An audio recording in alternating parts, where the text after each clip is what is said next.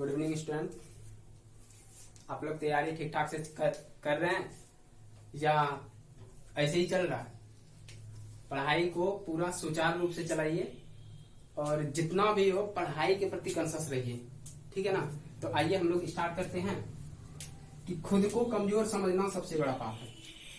ये स्वामी विवेकानंद जी बोले हैं कि खुद को कमजोर समझना, यदि आप कुछ करना चाह रहे हैं और आपको कोई कुछ बोल दे कि नहीं आप ये नहीं कर सकते हैं, तो ये सबसे बड़ा डिमेरिट आपका होगा।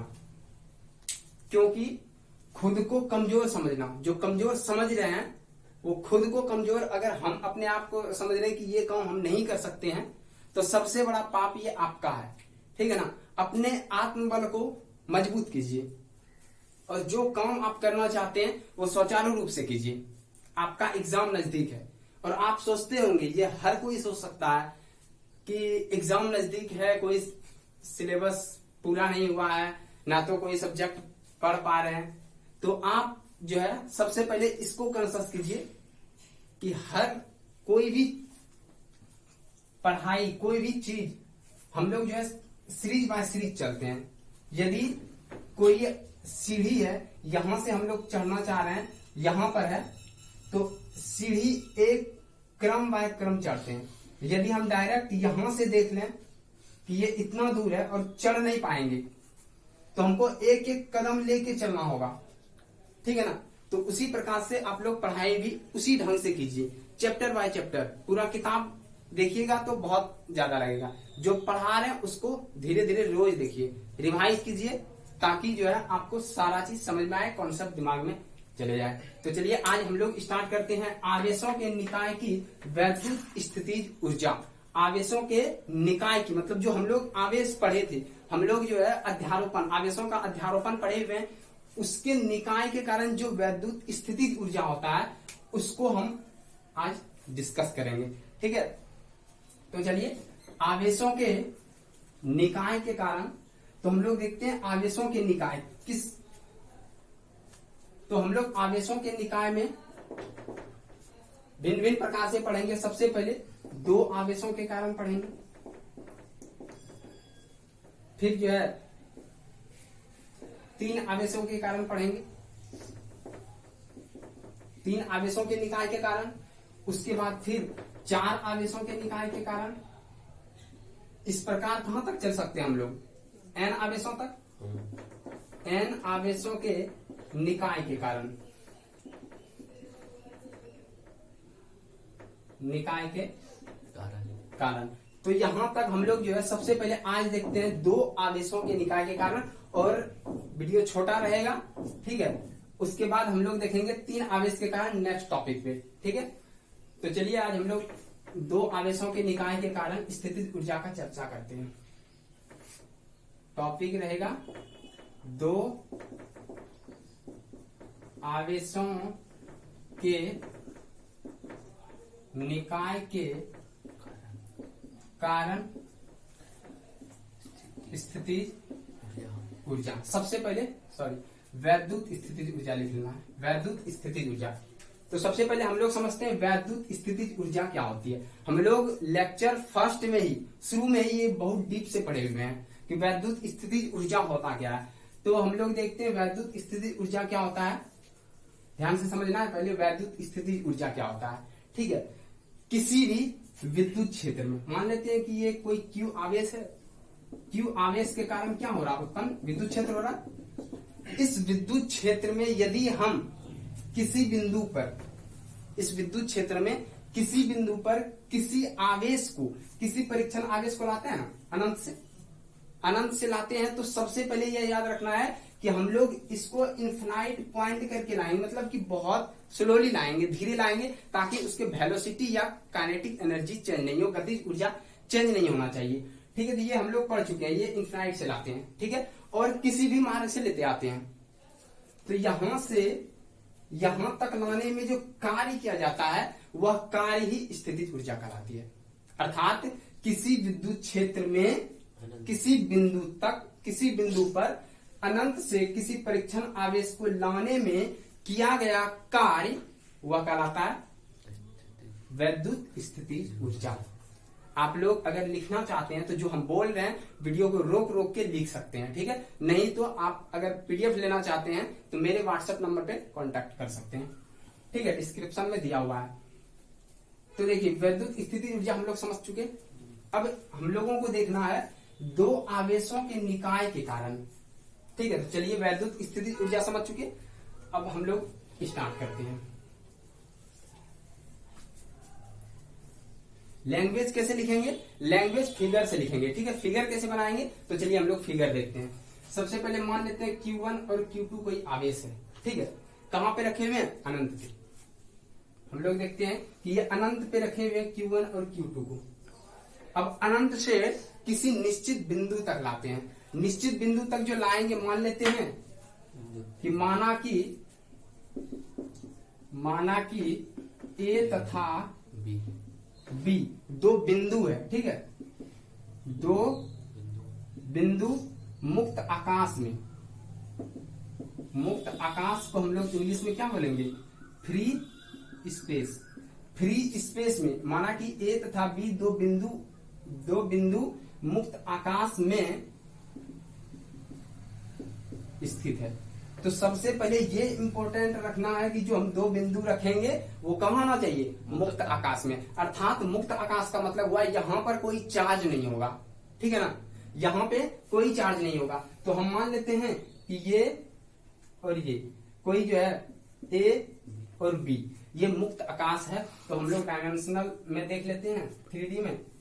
तो ये होता है X, ये होता है Y, ये होता है Z, ठीक है। और ये मेरा ओरिजिन होता है, O होता है। तो अब ये A और B जो है ये मुक्त आकाश में रख दिया, मतलब फ्री स्पेस में रख दिया। अब यहां से हम लोग Q1 चार्ज को लाएंगे। तो Q1 चार्ज को लाने में कितना लगेगा, कार्य करना होगा कुछ। Q1 को लाने में जो चार्ज कार्य करेंगे, Q2 को लाने में जो कार्य करेंगे, दोनों कार्य को जब हम लोग जोड़ेंगे तो वो कुल कार्य निकलेगा। और जो कार्य होता है, कार्य ही स्थितिज ऊर्जा में बदल जाता है। तो यहाँ पर हम लोग जो कार्य निकालेंगे वो स्थितिज ऊर्जा के रूप में बदल जाएगा। समझ में आ रहा है ना। तो हम लोग क्या करेंगे, तो लैंग्वेज लिख लेना अपने मन से कि माना कि A तथा B दो बिंदु है जो मुक्त आकाश में स्थित है, ठीक है। Q1 एवं Q2 आवेश को अनंत से A तथा B बिंदु पर लाना है, ठीक है। और Q1 तथा Q2 एक फ्री आवेश, ये फ्री स्पेस में है। तो यहां से हम लोग देख लेते हैं Q1 की दूरी, ये वेक्टर, और मान लेते हैं कि R कोई वेक्टर सदिश है, ठीक है, वेक्टर है। ये R स्थिति सदिश है, स्थिति सदिश है R। तो ये हो जाएगा R1, और यहां से हम लोग पोजीशन वेक्टर ले रहे हैं, ठीक है, R2। ये पोजीशन वेक्टर हो गया, ठीक है। तो इन दोनों के बीच की दूरी क्या हो जाएगा, यहां से लेके यहां तक। ये R1 से जाएंगे, R1 से R2 तक जाएंगे, ये पोजीशन वेक्टर हो गया। R1 से R2 तक AB का, तो यहां से लिख देंगे हम लोग R1 to A से B तक ले रहे हैं। अगर हम B से A तक लेंगे तो क्या होगा, R2 1, ठीक है ना। तो यहां तक समझ में आ गया। या इसको हम लोग इस तरह लिख सकते हैं, यदि दिक्कत हो तो R2 माइनस R1। अब बोलेंगे सर ये कैसे लिखेंगे, समझ में आया, ये नहीं आया ना। तो ये हम लोग कैसे लिखेंगे, फाइनल माइनस इनिशियल, प्रारंभिक बिंदु माइनस अंतिम बिंदु। अर्थात प्रारंभिक में पोजीशन वेक्टर क्या है, R2 minus R1, R2 minus R1। हम लोग लिखते हैं ना, अंतिम माइनस प्रारंभिक। तो अंतिम में पोजीशन वेक्टर R2 है, R2 और माइनस R1, इसी को यहाँ लिखेंगे। समझ में आ गया। तो यहां से अब हम लोग देखते हैं कि हम लोगों को कुल कार्य करना होगा। तो कुल कार्य क्या होगा, कुल कार्य W जो होगा, दो कार्य करना होगा, Q1 आवेश के कारण और Q2 आवेश के कारण। तो Q1 आवेश के कारण W1 लेंगे और ये W2 लेंगे, ये कार्य होगा। Q1 आवेश के कारण W1 कार्य होगा और Q2 आवेश के कारण W2 कार्य होगा। तो अब हम लोग देखते हैं कि जो कार्य होता है, कार्य किसको कहते हैं। तो हम लोग पीछे पढ़े हैं कि विभव क्या होता है, विभव बराबर क्या होता है, विभव बराबर, बोलिए, विभव बराबर कार्य बटे आवेश, कार्य बटे आवेश। तो विभव बराबर जब कार्य बटे आवेश हो गया तो कार्य बराबर क्या होगा, विभव गुना आवेश। समझ में आया? तो हम लोग यहाँ पर लिख देंगे कि कार्य बराबर विभव गुना आवेश। तो ये निकल गया। तो अब हम कार्य जो निकालेंगे Q1 आवेश के कारण कार्य यहां निकालेंगे। समझ में आया? Q1 आवेश के कारण कार्य निकालेंगे, फिर Q2 आवेश के कारण कार्य निकालेंगे। अब देखिए, अब ध्यान देना है थोड़ा सा। Q1 आवेश को अनंत से लेते आ रहे हैं। मान लेते हैं ये कोई ए बिंदु है, ए बिंदु है। Q1 को जब ला रहे हैं तो Q1 को लाएंगे यहाँ पे कोई उसे दिखता नहीं,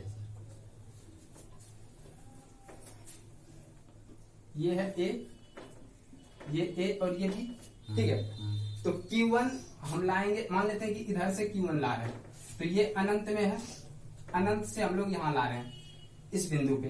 तो इस पे विभव उत्पन्न होगा? नहीं होगा। क्यों नहीं होगा? क्योंकि विभव उत्पन्न तभी हो सकता है जब हम किसी के विरुद्ध कार्य करें, और यहाँ कोई चार्ज है ही नहीं, ठीक है ना। चार्ज नहीं है तो इसको लाने में कोई कार्य नहीं करना पड़ेगा। कारण देखिए क्या है कि इस पे जो विभव है वह शून्य होगा। यहाँ देखते हैं हम लोग, तो यहाँ हम लोग लिखेंगे Q1 आवेश के कारण। तो Q1 आवेश को लाने में ऐसे लिख देते हैं, Q1 आवेश को लाने में किया गया कार्य क्या होगा, W1। तो कार्य बराबर अभी हम लोग क्या जाने, विभव गुना आवेश। तो जो W1 कार्य होगा, तो अर्थात विभव किस पे, बिंदु ए पर विभव, बिंदु ए पर विभव और गुना आवेश। आवेश कौन सा ला रहे हैं, आवेश हम Q1 को ला रहे हैं, तो यहाँ लिख देंगे Q1। समझ में आ गया ना। तो अब बिंदु ए पर विभव है नहीं है, क्योंकि ये स्पेशल अकेले है, अकेले है तो कोई आवेश तो है नहीं जिसके कारण कोई विभव उत्पन्न होगा। तो अकेला है, यहाँ कुछ नहीं है। विभव तभी उत्पन्न होता है, हम लोग क्या बोले कि अनंत से किसी विद्युत क्षेत्र में लाते हैं। यहाँ पर विद्युत क्षेत्र है नहीं है, फ्री स्पेस है, तो विभव नहीं है, तो फिर यहाँ विभव क्या हो जाएगा, शून्य होगा। और ये Q1 बराबर क्या हो जाएगा, शून्य। अर्थात जो W1 निकला वो शून्य हो गया ना। अब देखिए यहाँ पे हम लोग Q1 आवेश को लेते आए। अब Q1 आवेश के कारण क्या होगा, अब यहाँ पे विद्युत क्षेत्र उत्पन्न होगा। Q1 आवेश को लाए, अब ये Q1 आवेश विद्युत क्षेत्र उत्पन्न करेगा। और यहाँ से हम लोग अब लेते आते हैं कोई Q2 आवेश ला रहे हैं इन्फिनाइट से। अब यहाँ तक जो लाएंगे, इसको लाने में अब कार्य करना होगा। क्यों? क्योंकि इस आवेश के द्वारा इस पे रिपेल करेगा, प्रतिकर्षण करेगा। हम प्रतिकर्षण के विरुद्ध जो है उसको लाएंगे तो कार्य करना होगा। यहाँ पे नहीं करना पड़ा क्योंकि यहाँ कुछ नहीं था। समझ आ गया ना। तो अब यहाँ पे इस आवेश के कारण विद्युत क्षेत्र बना, और इसको लाने में अब कार्य करना होगा। तो हम लोग तो ऐसे भी देखें, किसी आवेश के कारण किसी बिंदु पर विभव का मान देखे हुए कितना निकलता है, K × Q/R, ठीक है ना। तो अब हम लोग यहाँ देखेंगे Q1 आवेश के कारण, अब Q2 आवेश के कारण। तो यहाँ लिखते हैं Q2 आवेश के कारण, Q2 आवेश को लाने में क्या कहता है, लाने में क्या किया गया कार्य W2। अब क्या होगा, कार्य बिंदु ए पर विभव, तो यहाँ पर क्या होगा, बिंदु बी पर विभव, बिंदु बी पर विभव और गुना Q2, क्योंकि जो आवेश ला रहे हैं उसको लिखते हैं, तो Q2 आवेश ला रहे हैं। अब देखते हैं बिंदु बी पर विभव कितना होगा, तो ए के कारण उत्पन्न जो होगा विभव। समझ में आया। तो यहाँ पे हम लोग क्या नहीं दिख रहा, उधर यहाँ तक दिख रहा है ना, यहाँ तक नहीं दिख रहा, ठीक है दिख रहा है, ऊपर वो लाइन जहाँ है वही दिख रहा है, ये दिख रहा है ना। ठीक, चलिए अब हम लोग देखते हैं, आगे लिख लेते हैं।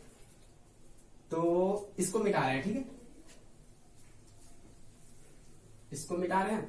अब यहां पर हम लोग देखते हैं कि Q2 आवेश को लाने में क्या गया कहा, W2 बिंदु B पर विभव। अब यहां हम लोग देखते हैं बिंदु B पर विभव कितना होगा, तो यहां लिखेंगे बिंदु A के कारण, अर्थात लिखेंगे Q1 आवेश के कारण बिंदु B पर उत्पन्न विभव, ठीक है, और गुना Q2। समझ में आ रहा है इतना। तो अब Q1 के कारण बिंदु B पर कितना विभव उत्पन्न होगा, ये हम लोग देख चुके हैं। किसी बिंदु आवेश के कारण किसी बिंदु पर विभव, ये हम लोग देख चुके हैं। तो यहाँ पे हम लोग देखेंगे अब क्या होगा, K इंटू Q1 के कारण हो रहा Q1 बाय R होगा। तो R दूरी क्या है, R12 आया समझ में। तो R12 लिख लिए और गुना ये Q2। समझ में आया। तो अब बराबर यहां से लिख देंगे direct K into Q1 into Q2 by R12 vector के साथ। तो R12 हो गया, तो यही मेरा क्या निकल गया, W2 निकल गया। W2 ही निकला ना। तो Q2 आवेश को अनंत से किसी बिंदु तक लाने में किया गया कार्य मेरा ये निकला। और Q1 आवेश को लाने में 0, क्योंकि इसके कारण यहाँ पर कोई विद्युत क्षेत्र था ही नहीं, तो जिसके कारण कार्य भी नहीं हुआ, ठीक है ना। तो अब हम लोगों को कुल कार्य लाना है, तो कुल कार्य बराबर W1 और W2 जोड़ना है। तो अब हम पूरा मिटा रहे हैं, ठीक है। हम लोगों को चाहिए W1 और W2। तो W1 हम लोग निकाल चुके, ठीक है। तो देखिए W1 0 और W2 इतना मान निकला। तो यहाँ पे रखेंगे, अब कुल कार्य क्या होगा, W1 0 और प्लस W2 का मान क्या होगा, यहाँ से देखेंगे K into Q1 into Q2 by R12। अब जोड़ेंगे तो यही हो जाएगा ना, Q1 into Q2 by R12। ये मेरा निकल गया टोटल कार्य। अब क्या बताए, जो कार्य करते हैं वही किसमें परिवर्तित हो जाता है, संचित हो जाता है स्थितिज ऊर्जा के रूप में। तो यहां लिखेंगे कि किया गया कार्य, यही किया गया कार्य स्थितिज ऊर्जा के रूप में संचित हो जाता है। अर्थात अब लिखेंगे जो स्थितिज ऊर्जा होता है U से सूचित करते हैं, U बराबर K into Q1 into Q2 by R12। ये मेरा निकल गया आंसर। यही हमको प्राप्त करना था। क्या किए, कुछ नहीं, दो बिंदु है अनंत से, दोनों पर हमको क्या लाना है, चार्ज को लाना है, Q1 और Q2 को। तो Q1 को जब लाएंगे तो क्या होगा, Q1 को लाएंगे तो यहाँ पे कोई विद्युत क्षेत्र है नहीं, जिसके कारण A पे कोई विद्युत विभव उत्पन्न नहीं होगा। तो जिसके कारण ये किया गया कार्य क्या होगा, 0 होगा। अब यहाँ पे जब Q1 आवेश को लेते आए, Q1 आवेश आया तो इसके कारण विद्युत क्षेत्र बन गया। अब Q2 आवेश को जब लाते हैं तो क्या होगा, कार्य करना पड़ेगा। तो कार्य करेंगे इस पे विभव उत्पन्न होगा। तो इसके कारण W1 और इसके कारण W2 कार्य लगेगा। तो टोटल कार्य कितना हो गया, W1 W2। तो W1 W2 को जोड़ देंगे, टोटल कार्य निकलेगा। और जो कार्य होता है वही स्थितिज ऊर्जा के रूप में संचित हो जाता है और वह स्थितिज ऊर्जा कहलाता है। तो यहाँ हम लोग जो निकाले, अर्थात U बराबर K into Q1 into Q2 by R12। इसी को कहीं कहीं लिखा जाएगा, हम लोग यहां लिख देते हैं, या इसी को लिखेंगे, क्या लिखेंगे, U बराबर K के जगह हम लोग मान पुट कर सकते हैं 1/4 पाई एप्सिलॉन, क्योंकि बताए थे ये निर्वात में कार्य कर रहे हैं। एप्सिलॉन निर्वात की विद्युतशीलता होती है, into Q1 into Q1 into Q2 by R12 को अगर हम इस तरह तोड़ के लिखेंगे तो final minus initial R2 minus R1 R2 minus R1। ये जो मेरा निकल गया ये हो गया आंसर हो गया। अर्थात क्या हो गया, दो आवेशों के निकाय के कारण वैद्युत स्थितिज ऊर्जा, अर्थात दो आवेश को यदि एक साथ लाएंगे तो वैद्युत स्थितिज ऊर्जा कितना बनेगा, ये हो गया मेरा। अगले देखेंगे अगले टॉपिक में 3 आवेशों के कारण, 4 आवेशों के कारण, उसके बाद n आवेशों के कारण देखेंगे। ठीक है, तब तक के लिए आप लोग बढ़िया से जो है वीडियो देखिए और वीडियो के नीचे कमेंट कीजिए वीडियो कैसा लगा, लाइक सब्सक्राइब और शेयर जरूर कीजिए। आपका प्यार लाइक बटन से ही दिखाई देता है। So thank you, all the best.